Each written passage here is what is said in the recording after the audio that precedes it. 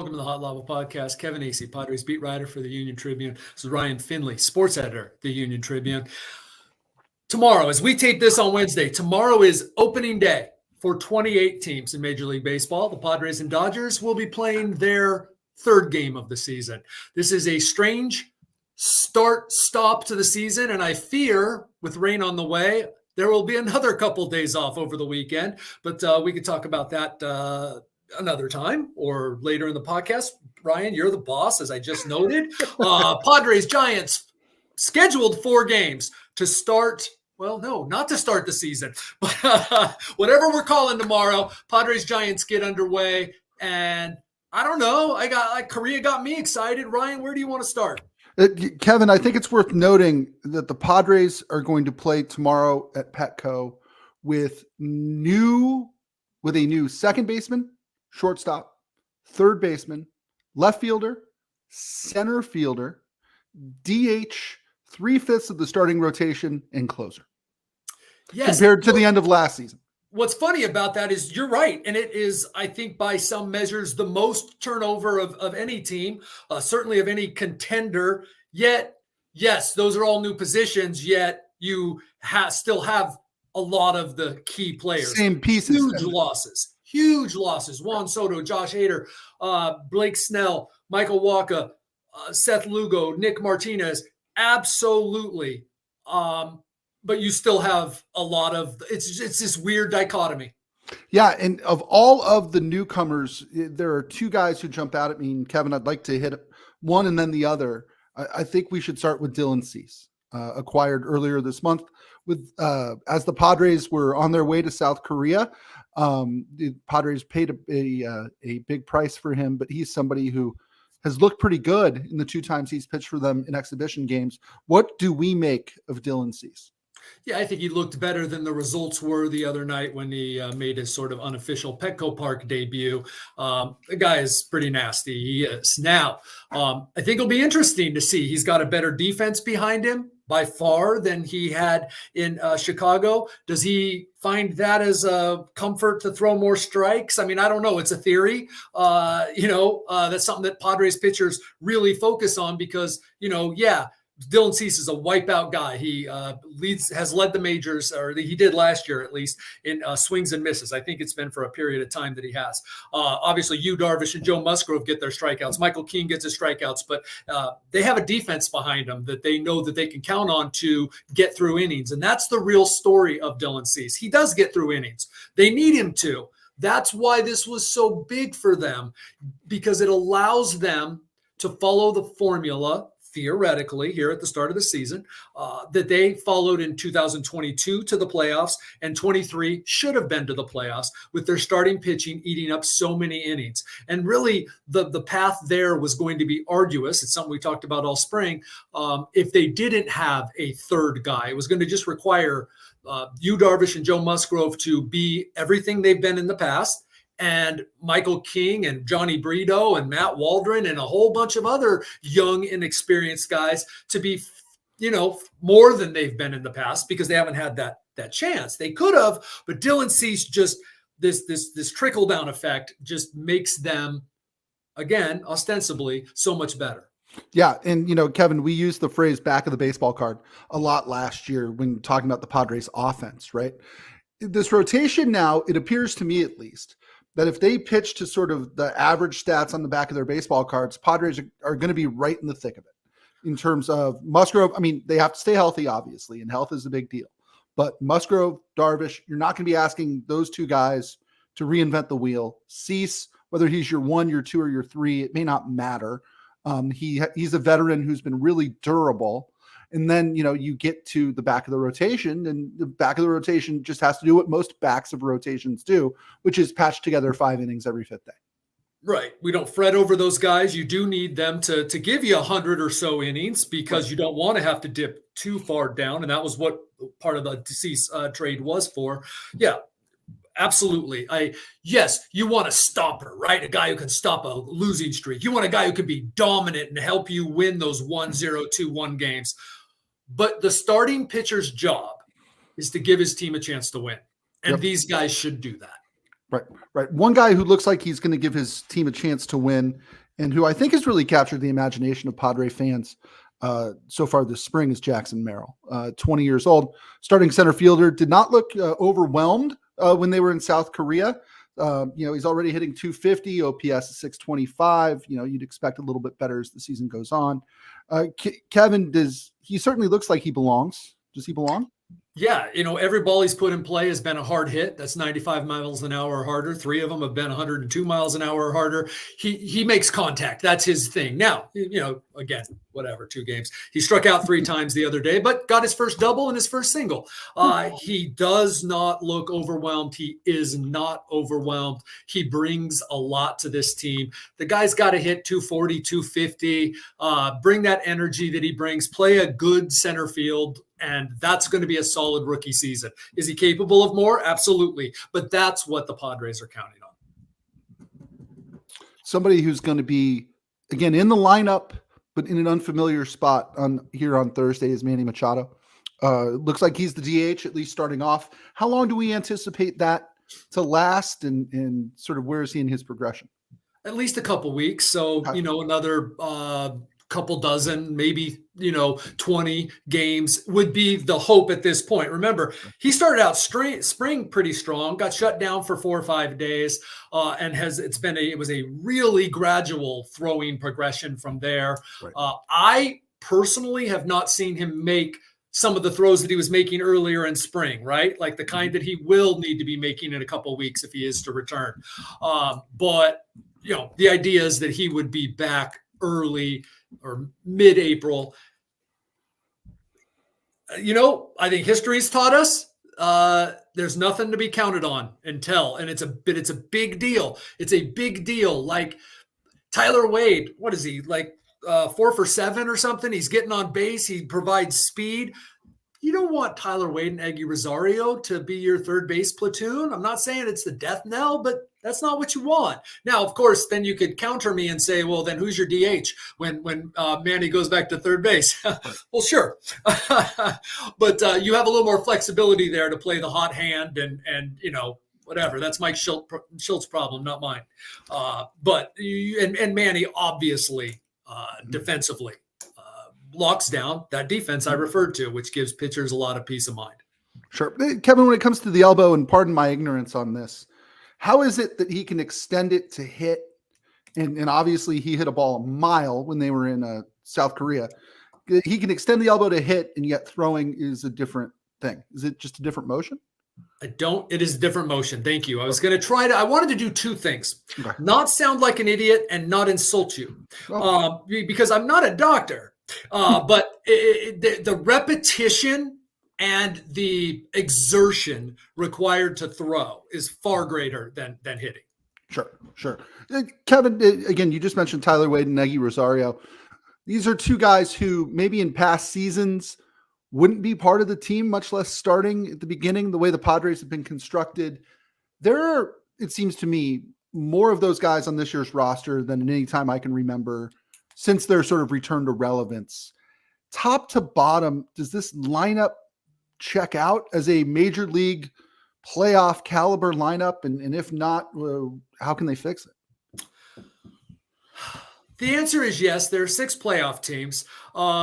Every team has holes. If I took the uniform off of some of the Dodgers players and just showed you the backs of the baseball cards, you'd be like, who are they? But they get it done, and they are carried. And hitting is contagious. They are carried routinely by Mookie Betts, Freddie Freeman, Will Smith, and now Shohei Ohtani. We're at least assuming that he carries them. But I mean, it's remarkable. I didn't remember doing the research for a story last year. I keep track of these stats for the Padres, but then I went through and I did all the Dodgers games, and I don't have the stats right here, but I'll come close, to conveying what I'm trying to say. Like, we all know how much the Big Four let down the Padres last year in terms of clutch hitting, in terms of just having big games and having big games at the same time.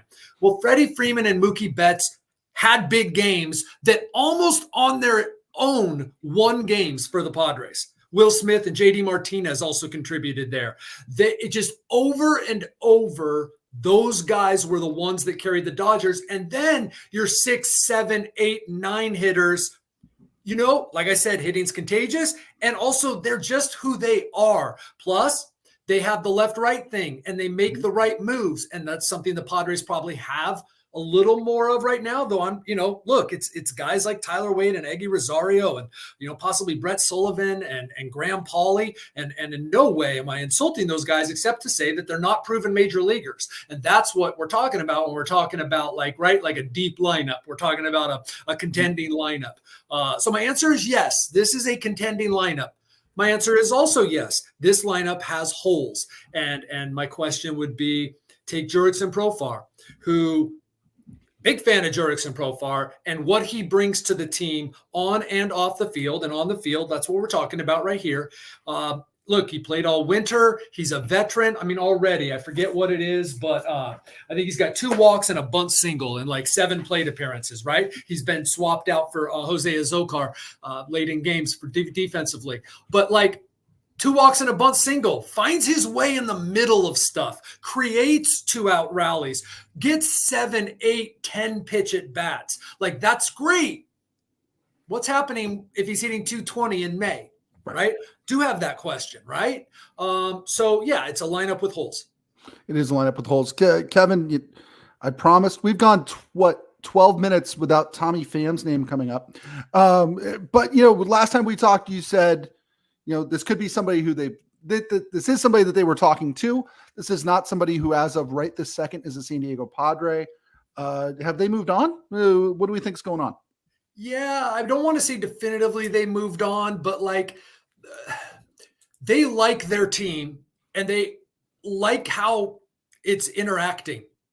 And I'm not saying that's why they have not gotten Tommy Pham, but Tommy Pham changes the dynamic of a team. And you're adding that money. Mm-hmm. There's just a lot that goes into it. I think they're willing to go forward without adding a veteran player at this point. They like their team. Is there a possibility? There will be. I just can't imagine there's not an addition at some point when the dust settles, so to speak. Yeah. Well, and again, later today and tomorrow, decisions have to be made on guys who are out of options. AJ Preller has shown in the past that he's willing to trade on opening day or on other teams' opening day. I seem to recall, who was it? Paddock? They trade Paddock on opening day? Paddock on opening day, trade Vic Caratini the day before that. Yeah. Right. Is there a chance that something moves here in the next 12 hours? Certainly there's a chance. It's AJ Preller, but look, when you're talking about guys being out of options, it's Pedro Avila. Again, big fan of what Pedro Avila has been able to do for the Padres. When teams know that he's out of options and he's going to become available, is Pedro Avila, somebody that commands you to make a swap for him? I just don't know about that. They like their depth. They got Dylan Cease. I don't know they're going to be giving away pitchers at this point. Yeah. Look, when you're the beat writer for the Padres, you live in constant fear that AJ Preller has something going on and that, no one knows about it. And then suddenly it'll be out there. Well, what a perfect segue to my next question, Kevin. Later today, we will have a story on our website, and it'll be in tomorrow's paper, about AJ Preller. There's talking about the trades he's made over the years, the ones he didn't make, how sort of his perception has changed here in the last 6 months or so, and what's sort of planned for 2024. Kevin, you had a chance to talk to him. Give us some highlights of your conversation with AJ Preller. He's a fascinating, complex man. I don't think that the gist of the story is this. There can be no doubt, whatever side of the Preller aisle you are on, that he has made this team better than it was before he arrived and infinitely more interesting. Now, it's been quite a ride. And you can argue how much better. Is it lastingly better? You can disparage the window, right? The decade of the Padres, in Peter Seidler's words, the 2020s has produced a postseason appearance, an epic late season collapse, a postseason appearance and postseason run. Nice, very exciting. Mm-hmm. And then an epic disappointment in 2023. What is your threshold for success? This is a team that had won 3 playoff series in the 40 years before. Outside of, they had won 3 playoff series before Preller arrived. Okay, outside of the Kevin Towers years, they had made 1 playoff appearance before Preller arrived. Now, Right. outside of the 15 years Kevin Towers was here, and they made 4. So it's a look. There's a component that looks at these trades, the genealogy of the trades, the people he's traded with, and then there's the component of kind of trying to explain Preller's navigation of this whole thing and what his vision has been. The failures, Eric Hosmer, Trey Turner, and the successes, the National League Championship Series, the 2020, the playoff drought being broken. How about AJ Preller getting some credit for attendance and excitement around the Padres that was not here? There was a reason that for all these years that this baseball-loving guy, his job was to focus on the Chargers. The Padres were a non-entity in this town for a long time, and AJ Preller changed that. I make a point in the story that Peter Seidler gets credit for being the savior. You know who taught him that, that assured him and convinced him that the Padres could be that team? It was AJ Preller. It's interesting, Kevin. The things that I talk about with people I know who are Padre fans, this comes up a lot, which is Preller traded for Fernando Tatis. Thumbs up, right? He traded for Blake Snell. And I think that was a great success.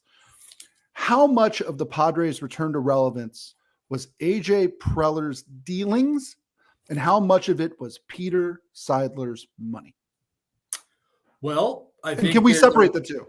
If you're going to separate return to relevance and success, return to relevance, Peter Seidler. Give Ron Fowler and was AJ Preller.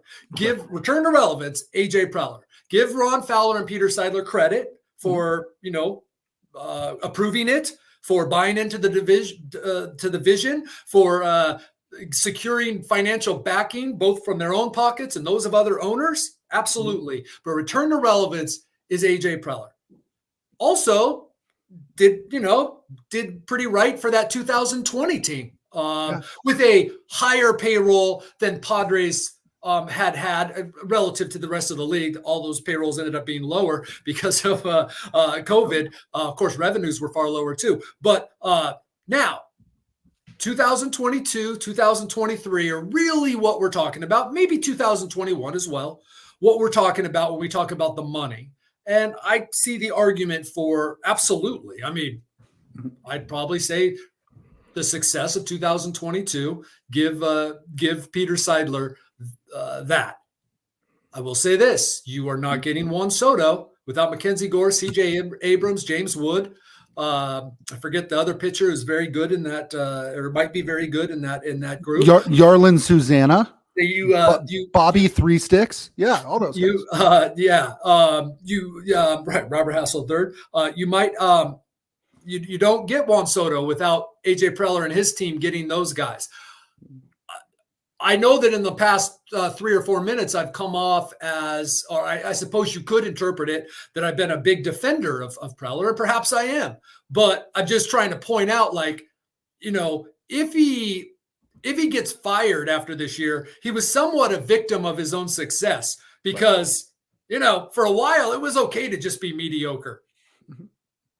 The thing to me, and this won't turn into the AJ Preller show, I promise. The thing to me that is the magic of what AJ Preller has been able to produce is he creates prospects out of whole cloth.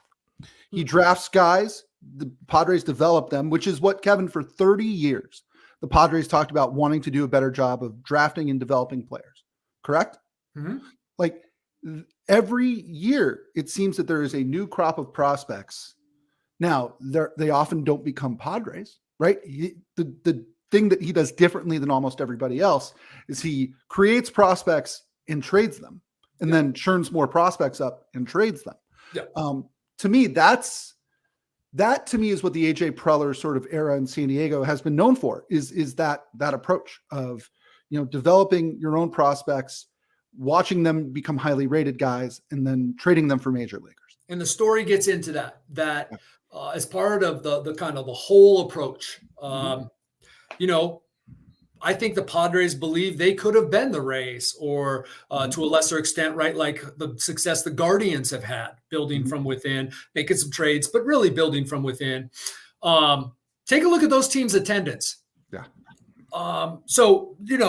They're and look, I don't know that AJ Preller's necessarily all that interested in attendance, but his bosses are. So they've created what they have hoped to be a super team, or a team chock full of superstars, and that's what it takes to get to the World Series, they believe, and that's what it takes to bring fans to the ballpark. As somebody who grew up here, Kevin, well, we both did. I must have thought to myself 1,000 times growing up here, I don't even want the Padres to be good. I just want them to be interesting. That it was the years when they tried. It was just so much better to go to the ballpark. And it's funny now, you look at this Padres lineup in a year in which they've cut $100 million out of the payroll. There are still 4 or 5 guys who may have their jerseys retired at Petco Park one day in this lineup. They all have a chance, right? Yeah. Like, I mean, hey, Steve Garvey had one hit. I know I'm depleting his legacy a little bit, but number 6 is up there for one hit. Right. Not that should be our threshold for judging future people, but yes, there are difference-making players on this team. Guys that have in the major leagues made a difference. And I will say another thing about this is they're locked up. Okay, again, you would be insane to disparage the Rays and their success, but you know what happens when you're a Rays fan, and why there aren't many Rays fans? Besides that, everyone from Florida is from somewhere else. Right. They grew up a baseball fan of the Yankees or somebody else. Right. Same with Arizona. To some extent, it used to be the case here. Congratulations, Peter Seidler, Ron Fowler, and AJ Preller. You've changed that a little bit. But Rays fans know that once a player gets good and is about to make money, he's going to be playing for somebody else. That is, the Padres trade him before they can get here and you get attached to him. Right. Or they keep him like Tatis, as the intention is with Jackson Merrill, as the intention is they transition here to, have some of their the Lesko, Snelling, some of their young pitchers, Ethan Salas for sure, be here for many years, but they have locked up Joe Musgrove, Yu Darvish, Xander Bogaerts, Fernando Tatis Jr., Manny Machado. They have guys here for a long time, and that is a huge difference, obviously. I mean, for how long? I feel like it's ebbed. Maybe people can tell me I'm wrong, but I was hearing for a long time still that this sort of expectation from fans that these guys would get traded, because it had been built up in people's minds for decades that if you were with the Padres and once you got good and you were making too much money or about to make too much money, you were out of here. And that's not the case anymore. That's not to say that some of these guys might not be flipped. That's always something in AJ Preller's mind. He built that whole 2015 team with the idea that they're all going to end up being flipped. Even if they go to the playoffs in 15, they're all going to end up being flipped. And so there's always that thought here. Yep. Kevin, we'll get into the Giants here just real quick. 4-game series open the home or 2024 home schedule. This is a team that is certainly acting like it expects to contend this year. They spent money in free agency got Blake Snell as recently as a week ago. What do you expect from the Giants here? And sort of as we plot out the NL West, where do you see the Giants? All right. So I'm glad that I can sort of fake this because it's opening day and because the focus has been so much on the Padres, unlike many of the future Hot Lava podcasts, I really have not looked into the Giants. And of course, there's no stats to look at and who's hot or not. So there's like a couple things I know. Logan Webb will be starting opening day and Blake Snell will not be pitching. Evidently, he's still in Scottsdale getting ready. Maybe next week when the Padres are in San Francisco. They signed Jung-Hoo Lee from Korea. Padres were interested in. They signed Matt Chapman They have a manager who used to work for the Padres, correct? I'm aware. Is that Yeah. right? I mean, I forget. Whatever happened to Bob Melvin? No, they have in the past 3 weeks, I guess, right? Become a lot more like, oh, maybe they will challenge the Diamondbacks, the Padres, because isn't everybody playing for second place? Isn't that kind of the thought here, right? Lest things just absolutely implode in Los Angeles, which, hey, we had firsthand, we had a front row seat to an implosion of a very talented team, or at least the disappointment. The Padres didn't implode last year. They were disappointing for all their faults and everything. They were 2 wins from being in the playoffs. That's not an implosion. Let's be fair. But it was epically disappointing. So, but everyone's playing for second place. And I think that you could make the argument. I mean, I think there's a lot of better divisions, but in terms of like that, the NL Central's better. I think the AL Central's better, but they've been terrible. So that's not really saying much, right? Mm-hmm. The NL West has been perennially pretty tough, and I think it might be as tough as it has as it's been in a while. I think I know there's been some good years. 21 was a dogfight for most of the year. You go back to the late teens, there was some good Rockies and Diamondbacks teams. The Dodgers had to scramble, but man, this seems deep. It does, and again, you talk about offseason acquisitions just within the division. Just within the last week, Kevin, you've got the Diamondbacks signing Jordan Montgomery. You've got the Giants signing Blake Snell. Padres go get Dylan Cease. Dodgers go get Yamamoto. I mean, that's just pitching, and that's just in the last couple of months. I mean, did I see something today? And the Diamondbacks pitching was already fantastic, and now it's like, wow. Yeah. Right?